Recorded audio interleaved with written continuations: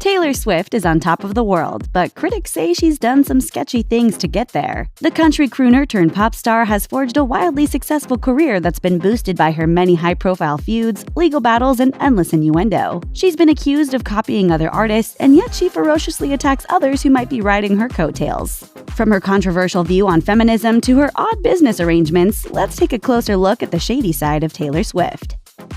The other side.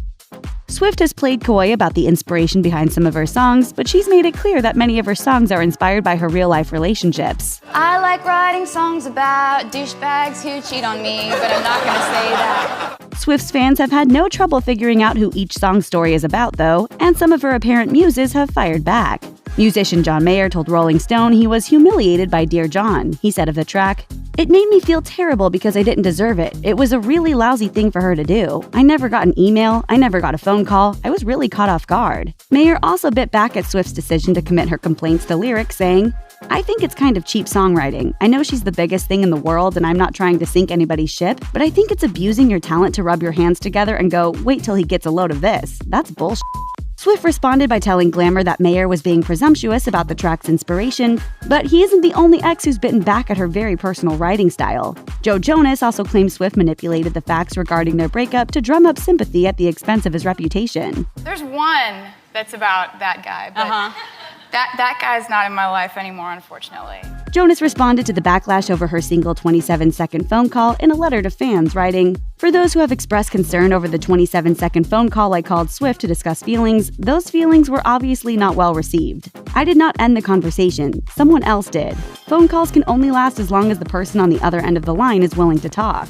She might be known for her brutal breakup anthems, but the boys who inspired them are apparently unimpressed." Exaggerated excitement? When Taylor Swift first started collecting trophies for her music, her open-mouthed shock-face reaction to winning was endearing. After a while, though, she started to seem disingenuous with her gaping expression. The only time she seems genuinely shocked is when she loses to someone else. Remember the sneer she threw at Adele during the 2013 Golden Globes? Or her embarrassing reaction when Daft Punk beat her for Album of the Year at the 2014 Grammys? Swift candidly addressed the latter in an interview with Grammy Pro, saying, "For a second, I kinda thought we had it. I remember not going to after parties. I went home and cried a little bit, and I got In-N-Out Burger and ate a lot." That might sound a little dramatic, but that seems to be Swift's professional MO. Crashing the Kennedys.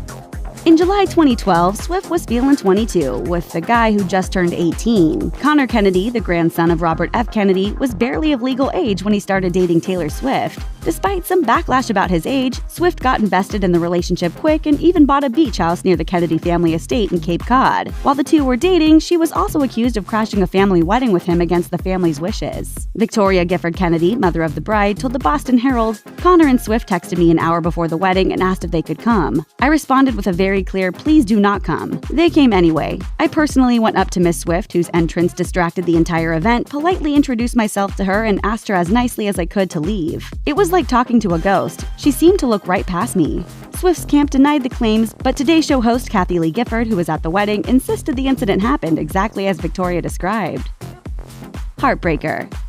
For all her scorned woman songs, Swift has allegedly broken at least 2 hearts to date, Calvin Harris and Tom Hiddleston. Swift and Harris split after more than a year of dating in early June 2016, and she and Hiddleston were spotted together just days later. What's more, Swift may have hooked up with Hiddleston before her relationship with Harris was even over. Swift first met Hiddleston at the 2016 Met Gala, and the two were spotted dancing together by party attendants. So the fact that the two became a romantic item within weeks had some people suspicious. The DJ himself was reportedly miffed when PDA photos of Swift and the Avengers star went viral right after he and Swift broke up. A source told E! Online, "Calvin was very suspicious that Taylor was cheating during their relationship. He just didn't know with whom. He is so angry and feels betrayed. He is convinced that Taylor was cheating with Tom while they were still together." She then seemed to confirm the situation with her Reputation album single Getaway Car, in which she sang the lyrics, "I wanted to leave him. I needed a reason." For a woman who spent so much time on the receiving end of heartbreak, you'd think she might be a bit more considerate. And yet, she wasn't done punishing Calvin Harris just yet. Breaking her silence.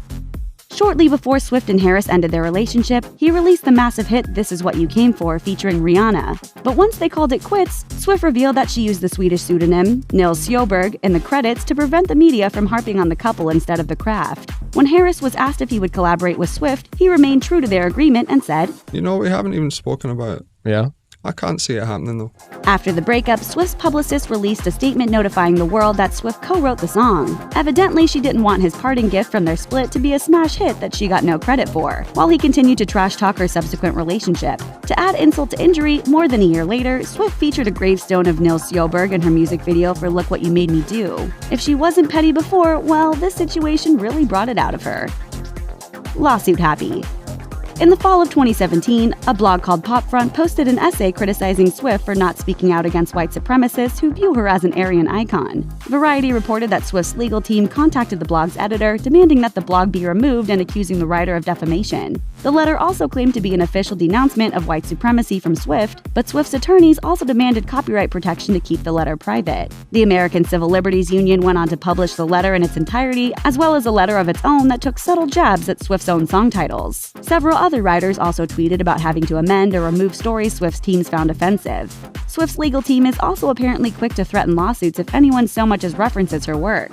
In February 2015, Swift's team threatened legal action against fans who used the phrase "this sick beat" on Etsy items. Then later that year, Alison Kilkenny, host of the Citizens Radio podcast, revealed on Twitter that Swift's team sent her a cease and desist letter after she discussed the song Wildest Dreams on air, even though the song was never even actually played on the show. Though Swift's copyright and trademark claims made major headlines, it's not a new thing. The Nashville Post reported that in 2009, Swift's merchandise enforcement team targeted 24 people who allegedly violated some of her unknown and unspecified trademarks. She won an injunction against 16 of the 24 defendants. Despite her insistence on protecting her own trademarks, though, Swift has been accused of disrespecting others' work with her own.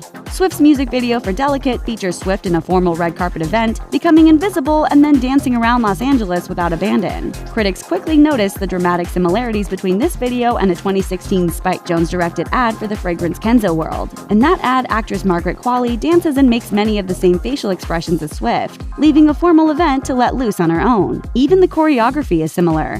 Considering how lawsuit-happy her squad has been in the past, it's hard to believe her lawyers wouldn't have had a field day with that one if the situation was reversed. Thanks for watching. Click the Nicki Swift icon to subscribe to our YouTube channel. Plus, check out all this cool stuff we know you'll love too.